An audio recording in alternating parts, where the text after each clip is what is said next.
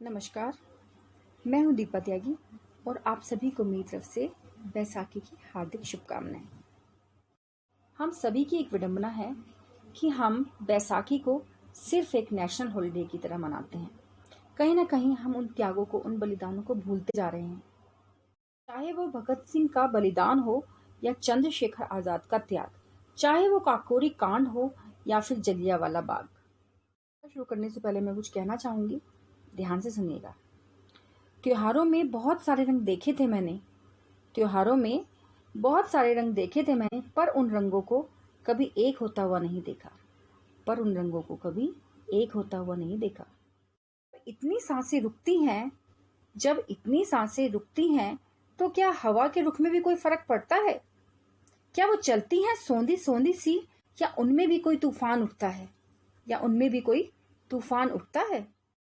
उस दिन सड़कें सुनसान ही थी या कोई जलजला सा उठा था इंसाफ के लिए?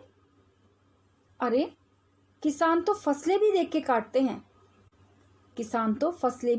काटते हैं। ये तो गोलियां थी। अंधाधुन क्यों चला दी उन्होंने? इस कविता से मैं आपको एक ऐसी घटना के साथ रूबरू कराना चाहती हूँ जो हमारे देश का दुर्भाग्य रही है। जी हाँ, जलियांवाला बाग हत्याकांड। गौर से सुनिएगा, शायद आप भी उस दौर में पहुंच जाएं जब ये हत्याकांड हुआ था। तो चलिए शुरू करती हूँ मैं। तारीख थी बैसाखी की और मांस नोचता काग था। खून की होली खेल रहा, वो जलियांवाला बाग था। जल्लाद बना था डायर और उसकी तानाशाही थी। सिखों की धरती पर उस दिन उसने लिखी तबाही थी। तल की खोले बिखर रही और खून घुला हवाओं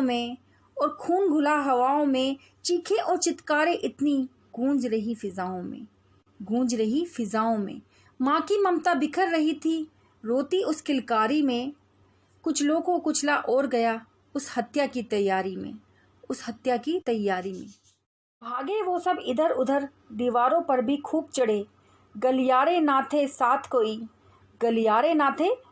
कोई। कुछ लोग कुएं की ओर बढ़े। पानी में भी रक्त घुला, वो कुआं बन गया काल कोई। हर बच्चा बूढ़ा चीख रहा, मानवता की दम खाक हुई। खून भरी एक माँ के सीने से एक बच्चा लिपटा था। थी तार तार वो चुनर उसकी, पर वो उसमें सिमटा था। टूटे बिखरे रक्त सने अंगों के टुकड़े फैले थे खाकी में सारे खूनी, और कर्मों से भी मैले थे। नाम शहीदों की गणना खुद मौत भी ना कर पाई थी। कफनों में सपने बिखर गए, ये आजादी यूं आई थी।